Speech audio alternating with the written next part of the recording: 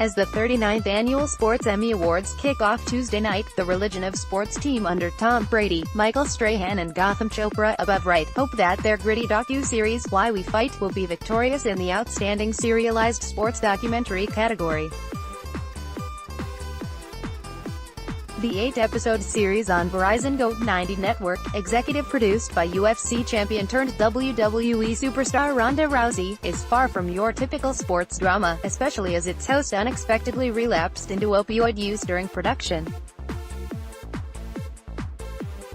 The show was built around active fighter, host Zach "Kid Yamaka" Woolman, who was recovering from painkiller addiction stemming from injuries in the ring. He'd been diligently clean and then during our production he had a relapse, and that was something we had to deal with. Chopra, who recently earned critical acclaim for his Facebook Watch series, Tom vs. Time, told B-Rap. Also read, Tom Brady says, last year kind of sucked, but confirms he will play in 2018. Video, the relapse naturally sparked a moral dilemma for the filmmakers, along with a logistical nightmare, especially regarding insurance issues. We had a moment where we asked ourselves, what are we going to do and should we really be doing this? And, if we're doing it, how do we support Zach? Are we going to acknowledge it? Chopra said.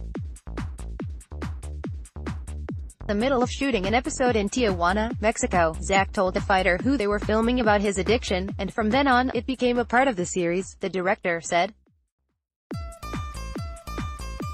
I think that as much as it is a show about fighting, it is also a show about opioid addiction, which is a huge issue in this country.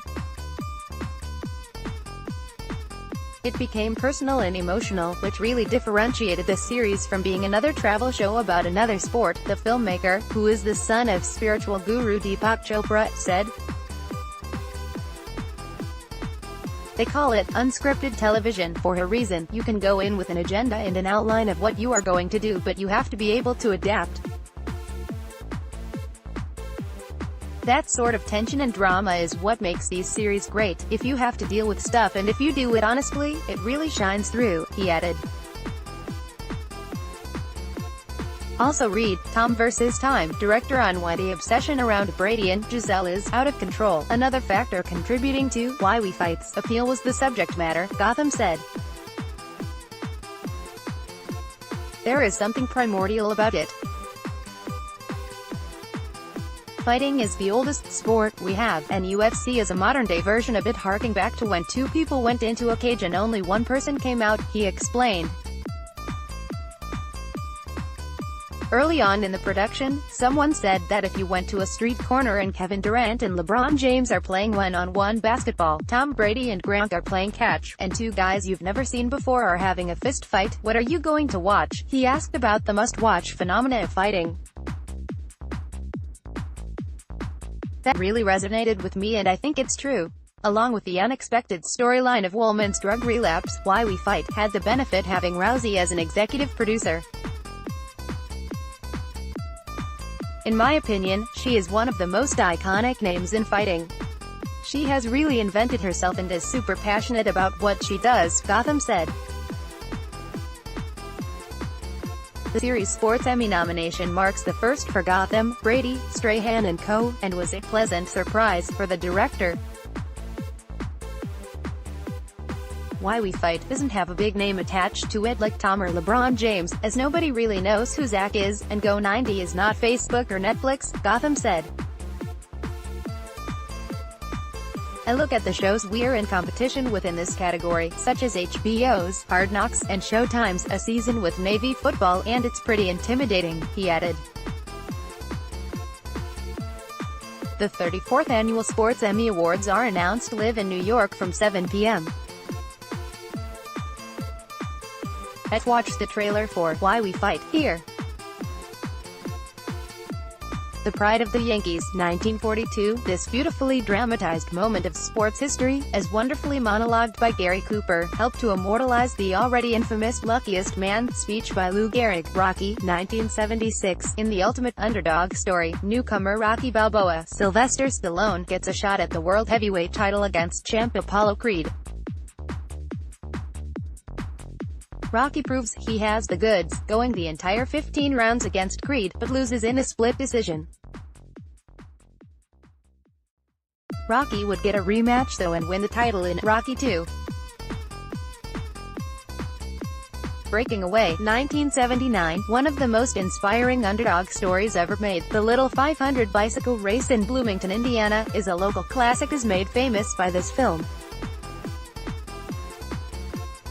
In the film's closing race scene, the locals, dressed in plain white t-shirts with their nickname the Cutters, upset the richer college students with more expensive bikes and uniforms, riding across the finish line in pure glory. Chariots of Fire, 1981, two Englishmen push each other to be the best sprinter at the 1924 Olympics. While they won gold on the big screen's racetrack, Chariots of Fire would go on to win Oscar Gold for Best Picture.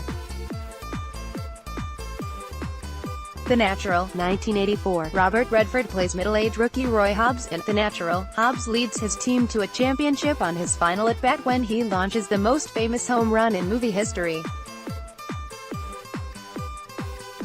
thus proving the unspoken rule in baseball: if you break the lights you win the game. Hoosiers, 1986, another Indiana classic and what is widely considered one of the greatest sports movies of all time. Hoosiers follows a small-town high school basketball team as they make it all the way to the state finals. They play a bigger and more athletic team in the finals, but with a last-second shot pull off the surprise victory. Major League, 1989, Charlie Sheen and Tom Brady lead an outfit of misfit Cleveland Indians from last place to a shot at the league pennant against the powerhouse Yankees. Even though the film is a comedy, the final game plays out in dramatic fashion. Field of Dreams, 1989, Kevin Costner was at his finest as an Iowa farmer in the fantasy drama that sparked the iconic line, "If you build it, they will come." When deceased baseball players including Shoeless Joe Jackson come to life, sports fans of all ages get goosebumps. A League of Their Own, 1992, A League of Their Own proved that girls can play baseball, and ends in a play at the plate that determines the championship. Gina Davis's Rockford Peaches may lose that final game, but as Tom Hanks taught us, there is no crying in baseball. Hoop Dreams, 1994, Steve James's revolutionary documentary follows inner-city Chicago kids William Gates and Arthur Agee throughout their high school basketball careers.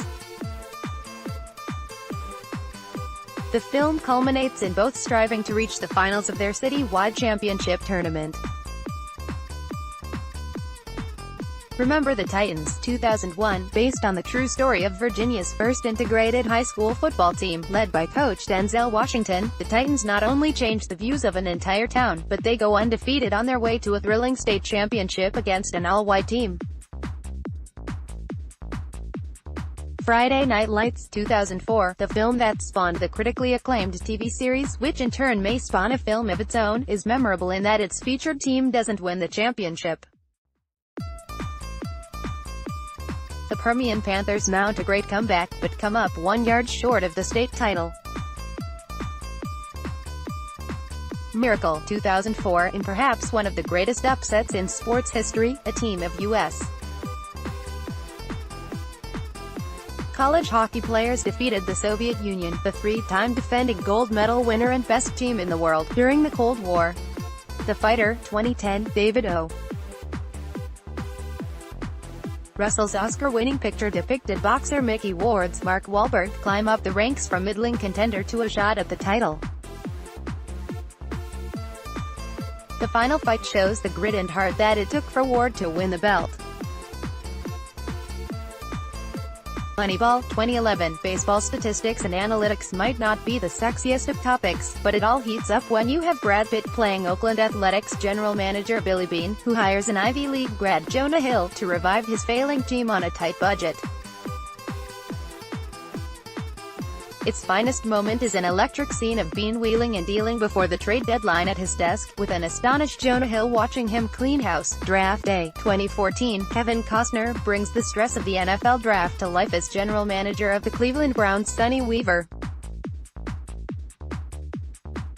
As the clock ticks down, the future of his team relies on him making the right decision about a seemingly perfect star quarterback. McFarland, USA, 2015. Kevin Costner follows up a string of beloved sports films, including Field of Dreams and Bull Durham, with a drama about a cross-country team at a predominantly Latino high school. The film, directed by Nicky Caro and produced by Gordon Gray and Mark Cherty, has real legs as coach Jim White leads the Central Valley Runners to the state championships. 2015, the power and hypnotic beauty of this famous running scene from Creed, as directed by Ryan Coogler, is immense. Michael B. Jordan captures the inspiring training run from the original Rocky, with a modern spirit. You can feel the emotion of the moment so strongly and can't help but root for him. The Pride of the Yankees, 1942, this beautifully dramatized moment of sports history, as wonderfully monologued by Gary Cooper, helped to immortalize the already infamous "luckiest man" speech by Lou Gehrig.